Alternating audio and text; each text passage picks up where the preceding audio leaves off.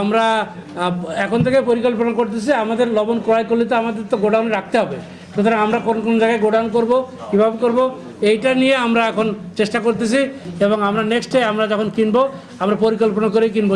আমাদের যে চ্যানেলগুলো খনন করার কথা বলা হচ্ছে, যে লবণের পানিটা ঠিক মতো আসতে চায় না, তা আমরা খনন করার জন্য আসলে পানি উন্নয়ন বোর্ডকে আমরা অনুরোধ করব। যেটা ভালো সরকার যেটা চাচ্ছেন, বিনিয়োগ চাচ্ছেন, দেশের শিল্পের উন্নয়ন চাচ্ছেন, এই কারণেই আমরা কিন্তু কাজ করে যাচ্ছি। আমরা বিভিন্ন জায়গায় আমরা গত সপ্তাহে আমরা শুক্রবার, যে শনিবার নাই, আমরা প্রত্যেকটা শনি এবং বন্ধের মধ্যে আমরা বিভিন্ন জায়গায় যাচ্ছি, যার উদ্দেশ্য হলো যে আমরা সরেজমিনে আসলে বাস্তব চিত্রটা দেখে আসতে চাই এবং সেইভাবে আমরা কাজ করতে চাই।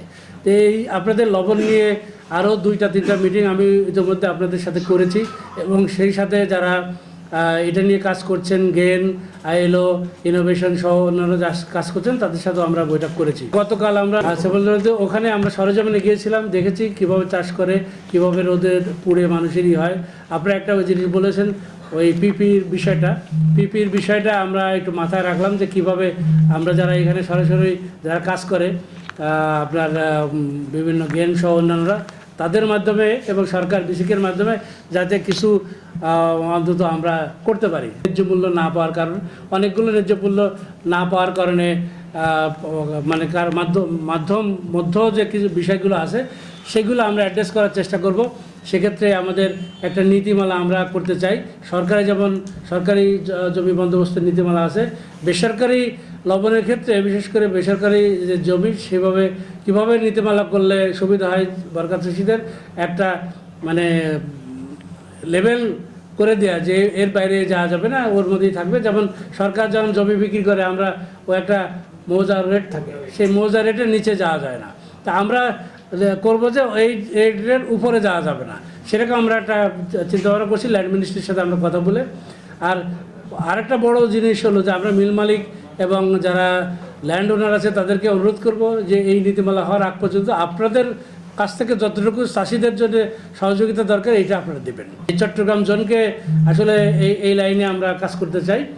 আমরা যদি এটা করতে পারি যে একদম কাছে, আপনারা সেদিন বলেছিলেন যে উৎপাদন হয় চট্টগ্রামে একদম মহেশখালী বা চকরিয়া বা সদরে, কিন্তু আমাদের প্রসেস হয় ঢাকাতে, মিল মালিক ঢাকায়।